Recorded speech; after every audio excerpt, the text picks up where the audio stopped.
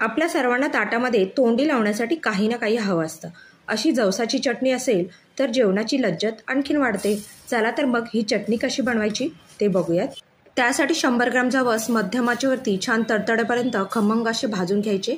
बाजूला काढून त्याच पॅनमध्ये पाव वाटी सफेद तीळ देखील रंग बदलेपर्यंत भाजून घ्यायचे। बाजूला काढून त्याच पॅनमध्ये 4 ते 5 लाल मिरच्या घालून त्या देखील छान भाजून घ्यायच्या। तुम्हाला चटणी कितपत तिखट हवी आहे त्यानुसार तुम्ही मिरच्यांचं प्रमाण कमी जास्त करू शकता।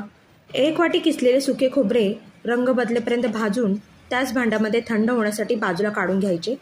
थंड झाल्यानंतर मिक्सरच्या भांड्यामध्ये घालून त्याच्यामध्ये 7 ते 8 लसूण पाकळ्या आणि चवीनुसार मीठ घालून मिक्सरला फिरून जाडसर असं वाटून घ्यायचं। ही जवसाची चटणी तुम्ही गरमागरम भाकरी, चपाती किंवा गरमागरम डाळ भात आहा खूप छान लागते। नक्की करून बघा आणि त्याचबरोबर माझ्या चॅनलला लाईक, सबस्क्राईब आणि शेअर करायला विसरू नका।